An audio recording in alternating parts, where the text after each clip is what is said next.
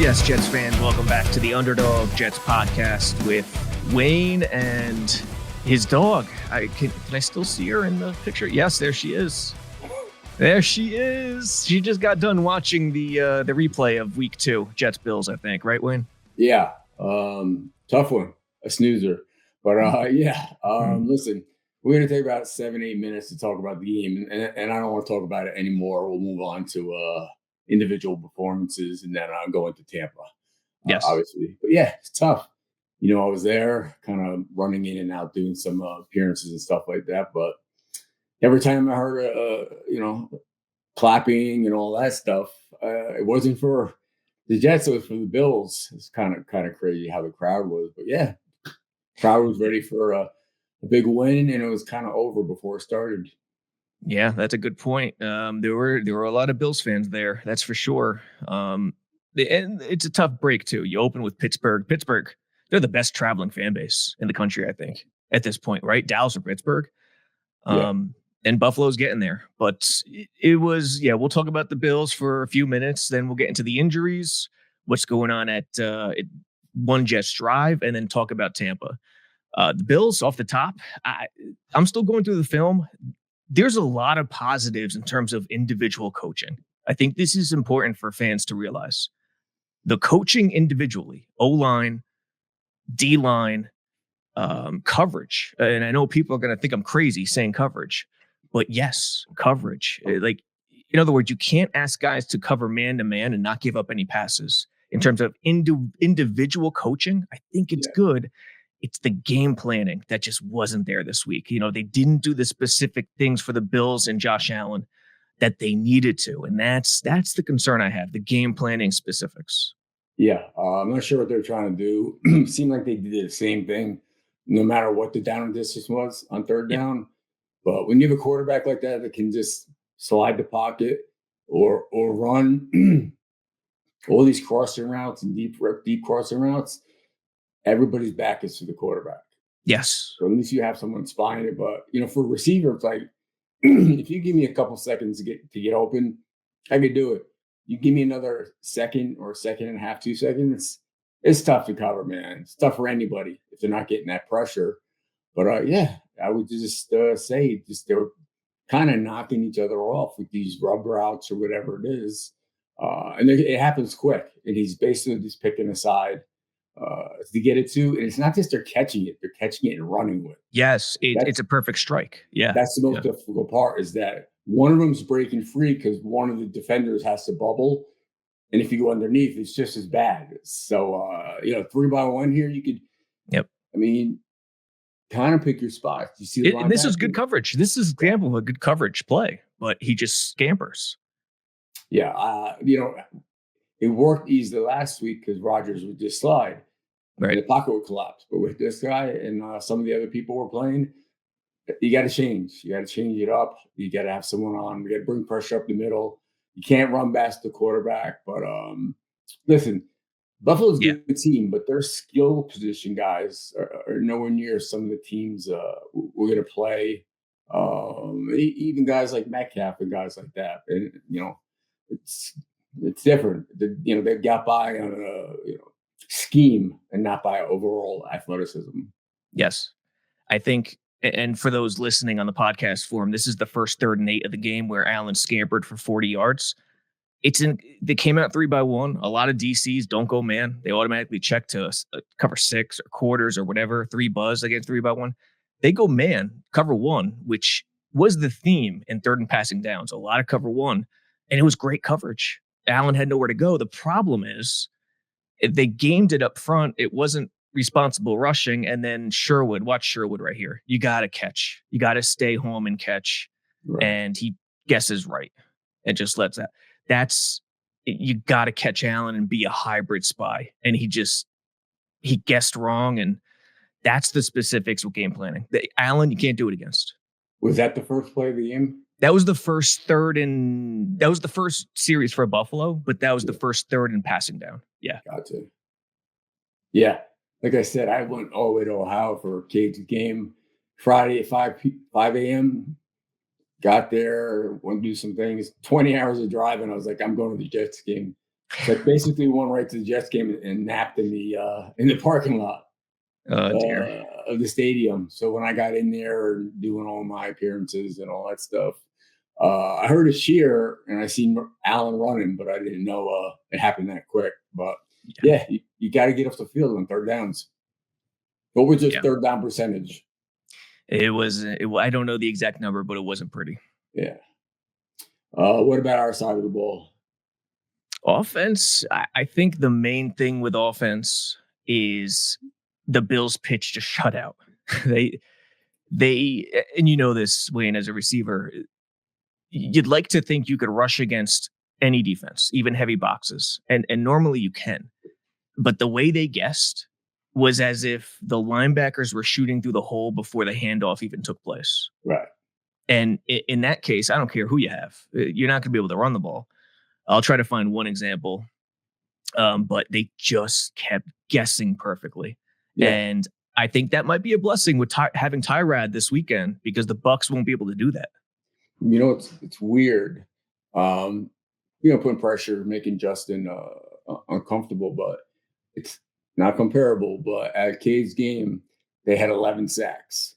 Wow. And we were running the ball good. Basically, same thing.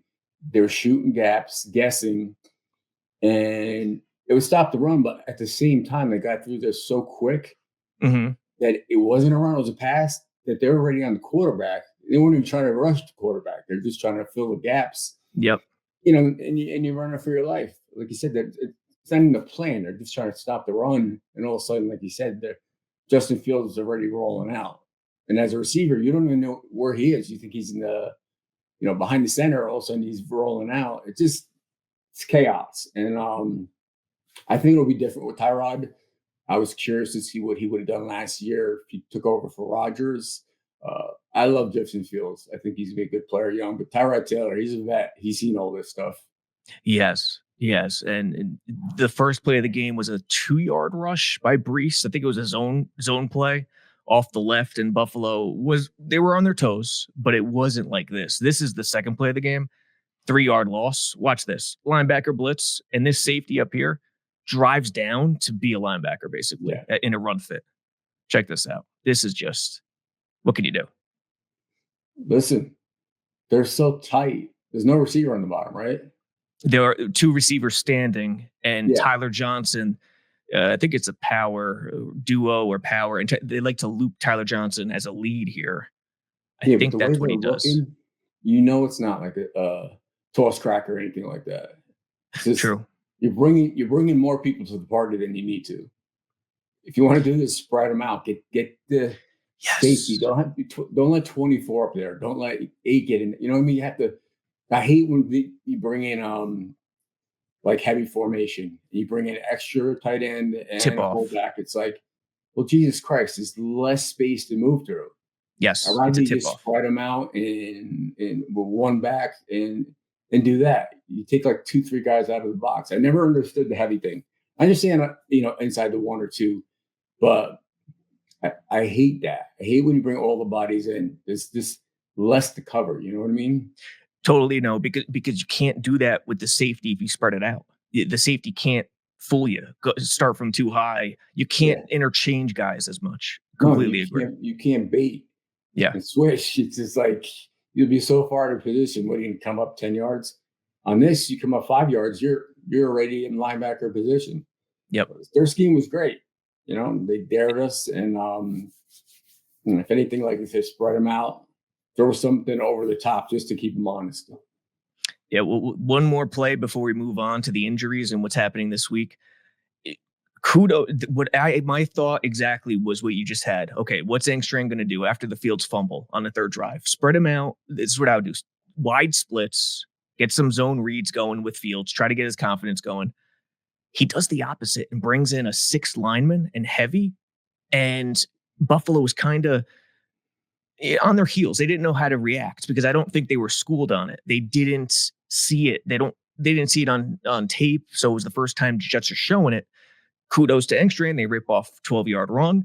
They get an 18-yard pass from Fields to Garrett, but then they went with the end around to Arian Smith, and this was the this was the pattern of the day: defensive backs, cornerbacks blitzing and picking up tackles for losses in the backfield. And if that's happening, something's going on. Yeah, the way they're timing it and how they're coming off the end there, it's just they saw something. It's like we adjusted, they adjusted, they adjusted, and we didn't adjust again, and they kept adjusting. And at that point, when you're down that much, you're caught between just trying to get some positive plays, getting some of the younger guys in, but just trying to work on something, and they get a touchdown at the end, but it's tough. This is it right here. Everybody's going to watch this film, and everybody's going to see this. Yeah, corner at the bottom just goes. Yeah, there's no reason not to go. Look at the help behind them. Yeah, and here's the thing: they bait him. Oh, too deep. Okay, this is gonna be perfect. Too deep. Linebackers are really deep. Actually, on an end around, you kind of want the linebackers closer to get lost in the mix, but still, looks like a coverage all the way. And too deep allows the corner to come off the edge. Yeah.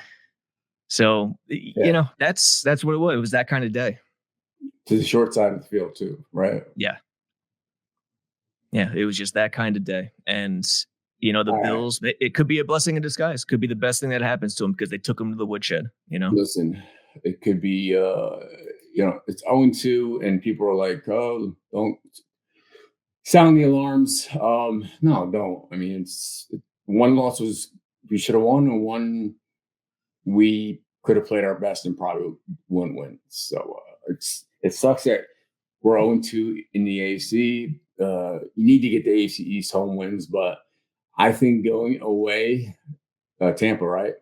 Tampa. And getting away from all the noise, and all the distractions, kind of being just those 50 guys in the hotel and the locker room is gonna kind of help focus a little bit. It has to at this point. Agreed. And what does Tampa have? What have they done so far? They are 2-0, and they're coming off a last drive win engineered by Baker Mayfield, and actually caught the end of that game. I missed most of it. He was a leader. He did everything correctly. He looked really good in terms of being a leader, in terms of being fiery. So they're 2-0. They have some weapons. The rookie, the explosive rookie, Ibuka, is banged up. I don't know if he's going to play, but obviously we know Fields is in the concussion protocol. He's not playing. And Bowles blitzes a lot. So maybe Tyrod in there is a blessing in disguise, and they'll start to open up the passing game early. They just got to get some quick stuff going. Give them some confidence. In any level, the easiest throw for the quarterback is for someone to go right over the ball, 5-6 yards, throw it as hard as you can, right in his gut, and fall back another yard or two, or you can turn. I mean, it's some of that. You just need the confidence. It's nothing outside the hashes, definitely nothing outside the numbers, and crosses, slants. That's it. Yes. No throws over 10 yards until you feel comfortable. It's not rocket science, but you got to take what they're going to give you. You can't just try to force trick plays or deep routes, because this Baker Mayfield kid, he can do a lot of things. He could start on a lot of teams. I'm glad he finally found a spot where he could show what he can do. Yeah, he shut me up. I got to be honest. Like, I'm not a big first take guy. You know how ESPN has gone and put out these fiery takes and stuff. But truth be told, I was not a Mayfield fan. I did not think he deserved to be the number 1 overall pick coming out, and he has stomped on my face, man. He has been tremendous. There's a big difference between Baker Mayfield and Johnny Manziel or something. Yes. As far as talent and dedication, it's just different the way he acted. He accepted the leadership role right away when he was there. He's got that cocky kind of confidence, but he backs it up, and it's contagious. Guys like that are contagious, man.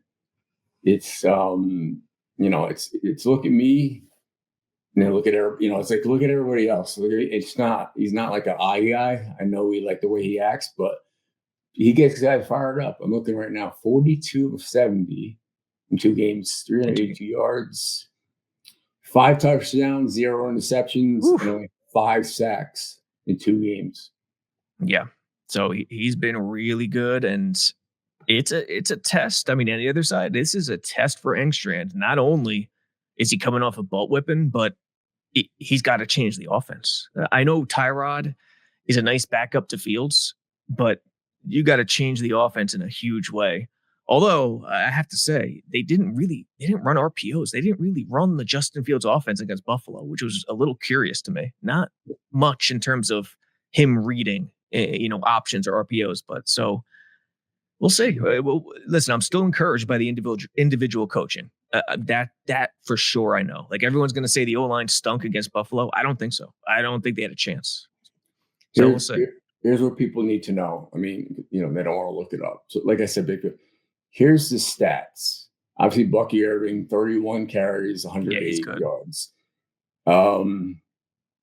Here's the big thing. Baker Mayfield in 2 games, 8 carries for 72 yards. You get 9 yards carry. So 8 carries, and it says 6 of them for first downs. That's so he's capable of that. And by the way, Wayne, one of those was a 4th and 10 in that Houston game, and he scrambled for the first down. So Mike Evans, 10 for 107, 19 targets. But this is interesting. Bucky Irving, their number 1 running back, 10 targets, 10 catches, 58 yards. Yeah, he's like I said, you see someone 10 for 10, that means it's high, low risk, high reward.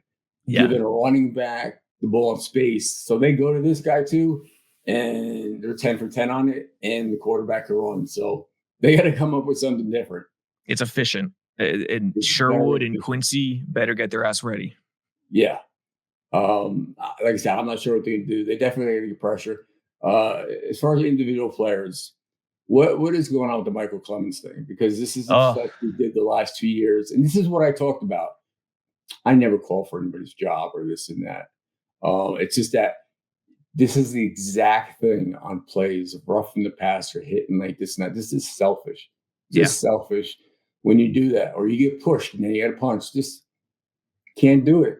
This is what Aaron preached, and this is the same guy over and over. I don't understand what the deal is. What's going to make this guy stop doing this? I mean, other people get penalties. I understand that, but it's just the worst possible times this guy gets these penalties. 3rd and 19. It was a 3rd and 19. It was there. We went through the first 3rd and long on that film for those watching on YouTube. This was the second 3rd and long in the game. And, they're right on the fringe of field goal territory. It just can't happen. And it was great coverage downfield. Going back to the individual coaching, I think that stuff is good. But, Glenn, he ripped him apart as soon as he came to the sideline, screaming at him. And I get it. I would be too. Jermaine Johnson, why I went to the injury report is because Jermaine Johnson's battling an ankle. He left the game against Buffalo. And if Jermaine doesn't play, that means Clemens is going to get even more playing time. So I don't know. It's kind of the Clemens situation. It's kind of up in the air right now. There's no solution and no word on it. I'm surprised. I'm surprised they brought him back. Yeah. If you looked at the roster on potential, headaches and, repeat offenders as far as personal fouls, I got to think he was top of the list. So I agree. Not sure about that, but that's not my decision. It might be one of those spots where they haven't been able to fill behind him. You know what I mean? But bring someone else in. I know. I agree. Bring a lunch pail guy. Bring someone that's gonna cause a log jam. Maybe get you a tackle for a loss. Rather than that, like I said, if we don't mess it up, we got a good chance to win every game. What do? Yes. We had one mess up in the first game, that fumble and that kickoff. Yes, we lost all momentum. So I can't say more. I can't say we should be 1-1 right now, but that's the one play. And this, it's a 27-point loss, but this stuff happened when it was important. It didn't happen when you're down Oh 20. yeah, This first happened quarter. the first quarter when it matters, when you're setting the tone. It's not like, all right, 3rd and 19, we're getting off the field, and all of a sudden you're like, well, shit, I'm tired. Now it's 1st and 10, the defense. Yeah, it's just it breaks the flow, man. It gets the fans out. The fans are so crazy to get behind the team and start cheering. And this the last game was great. This game just never a chance. As you talked about with Mayfield, it's about this game is so emotional, and it is completely deflating when something like that happens. No question about it. It goes to the emotions of the game. Yeah, You could use Braden McGregor. You got Tyler Barron, the rookie. Um, Hopefully Jermaine Johnson plays this week. That's what I'll say. yeah, yeah. I mean, it's a big thing. It's not only one thing. It's not just No, definitely not one. But it's such a critical. Like I'm harping on the game planning this week mainly because I know the other stuff everyone else is talking about. But trust me, I understand that stuff is so much more important not to beat yourself first. Yeah, I can see, playing hard, playing fast. Even if you don't know what you're doing, just playing hard, playing fast. But just don't play like like Reckless. It makes don't be reckless. Understand you got 10 guys next to you, and like they could all do their job like perfectly, 100%. And because you can't control yourself and just stop, you have to take an extra shot or this and that for whatever reason. You mess up the drive. You mess up just the whole flow. I mean, it's just there's nothing more depressing than you think you're getting the ball. Like I said, it's in the fan and the vibe in the fans and everything. When you stop a 3rd down, after the announcer's like it's 3rd, and and he goes whatever it is. First, yeah. Fans get up, and then fans got to sit down again. It's fans get up. It's just let's just go, man. Just get the ball back. Let's move. Let's just have some flow.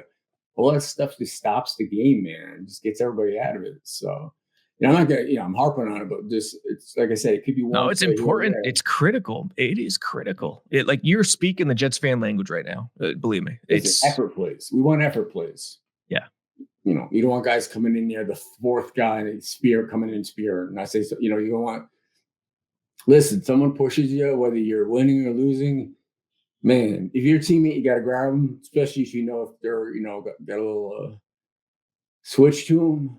But man, at some point, you got to be like, yeah, listen, man, you collectively, you got to be like, you can't do this anymore. This is stupid. Smart. You got to be smart. And here's the one thing. Glenn is up against it because you could only do so much in your first year in terms of personnel, and you inherit a certain team that has been undisciplined. So, fans have to allow for some grace there. There's no question about it. I saw a lot of blast on Sauce Gardner this week. Sauce is interesting. He gave up a few plays, the one to the backup quarterback who comes right in and hits an over route on him. And they have Sauce traveling. I don't think Sauce should be in the slot. He's an outside guy, and that's where Michael Carter is so much better.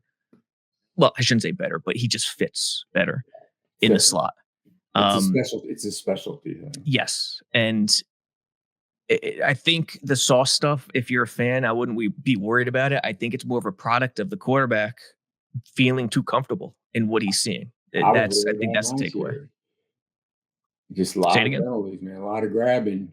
He has a tendency to grab. He call for it now. Like his first year, he didn't call for it, and now that he's a superstar, you think he'd get less calls, but he's actually getting more because so much attention was brought to it in the offseason. In pregame, I'm sure they're going to freshman like, "Hey, watch number 1. He's grabbing, he's pushing, he's doing all that stuff." Dude, I'd be all over that if I was the other coach. Yep.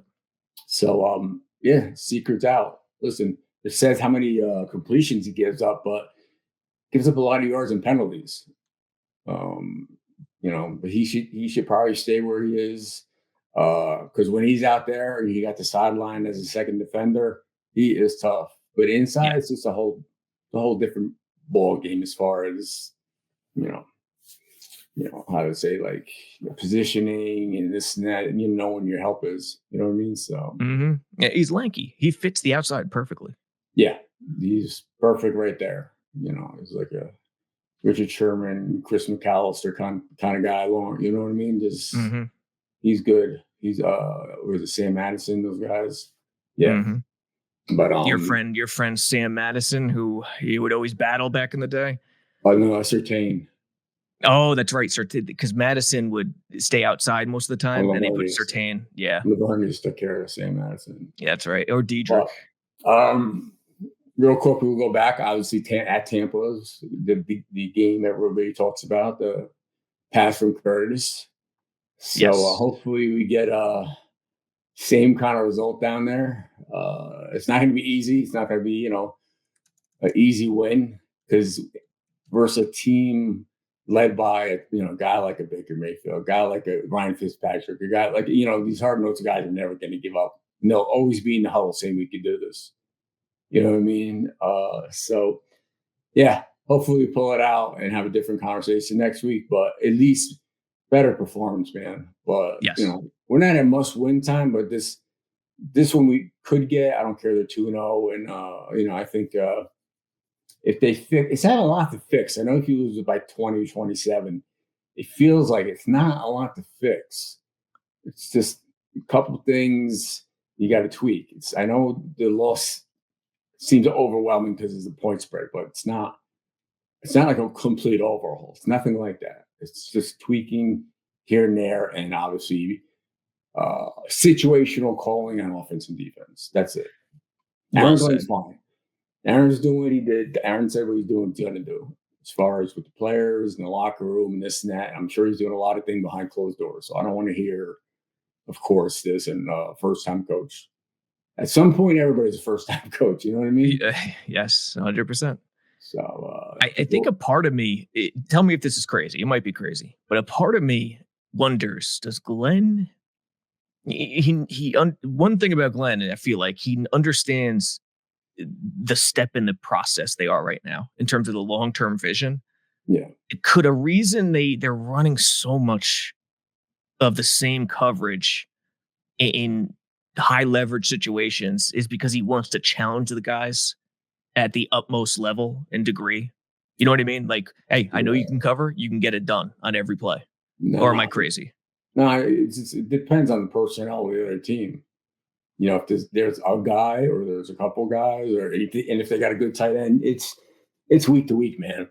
Yeah, that's how I feel too. Yeah, you don't want to challenge your guys. I mean, you got to look at the film. Everybody looked at the film and be like, all right, whatever beat us, they're probably going to try again.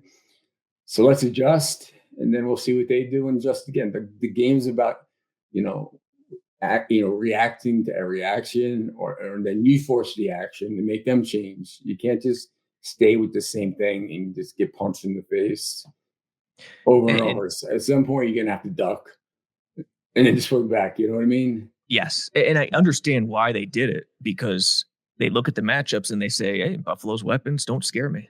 We can cover these guys." No, didn't scare me either. But their scheme was perfect for their kind of players. That's it. Yeah. Well, the all-time series, Jets have had the last two. Is it the Jets have had the last two wins against the Bucks? 10-3. No, I'm sorry. The Bucks have had the last two wins. Yeah. Prior to that, though, the Jets ran off 8 straight. Wow. Yeah. 1, 2, 3, 4, 5, 6, 7, 8. Yeah, 8 straight, including obviously 2000, 21-17. Yeah. When you guys overcame a 2-possession lead, kickoff fumble. Thank goodness at the end of the game there. Mike Alstott fumbled. Oh, that's right. It wasn't the kickoff. It was Alstott. Yes. So that's it, man. Like I said, I appreciate it hanging in there. We're right at the 29-minute mark, but yeah, we talked about everything we could. Like I said, it's not massive amount of changes or personnel or just that. It is just getting people in the right spot to succeed. But I know we want to be 2-0 right now, but there's progress, at least as far as what they're putting out there. What happened last week? I don't know what to say about that. It happens, but it still is different than it's been the last 2 years. I don't want to hear this is the whole Gase and Salah thing or whatever. No. It's not, because you got to look beyond the scores, and even if you get your ass whipped, you have to look beyond it, and the individual coaching is there. I'm telling you. Mm-hmm. Well, we'll see. Like I said, we lost to probably 2 playoff teams and probably the 1 or 2 seed in the AFC. So yeah, let's go beat this NFC team up. Yep. All right, Wayne. Use discount code 80 at jetsxfactor.com. Are good people, and share this video on YouTube and rate us. Give us a 5-star review on Apple Podcasts. And comments. We love you all. Yeah, leave your comments. We like to hear your comments. Wayne. Oh yes, trust me. Hey, Wayne. Nothing makes his day better than when he hears some Jets fans. I promise you that. All right, guys. Thank you. All right. Later.